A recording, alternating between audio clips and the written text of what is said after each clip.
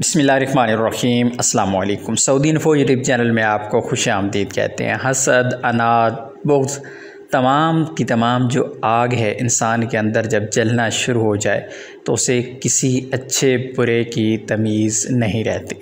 یہ صاحب الریاض میں 3 گاڑیوں کو آگ لگاتے ہوئے دکھائی دیتے ہیں۔ ان کی ذاتی دشمنی کیا تھی؟ حسد تھا یا پھر کچھ اور؟ کوئی بھی ان کا 1 ریال کا بھی فائدہ نہیں تھا، مقصد صرف اور صرف دوسرے کو نقصان دینا تھا۔ انشاءاللہ سعودی پولیس اس کو گرفتار کر لے گی، یہ بھاگ کے کہیں بھی نہیں جائے گا۔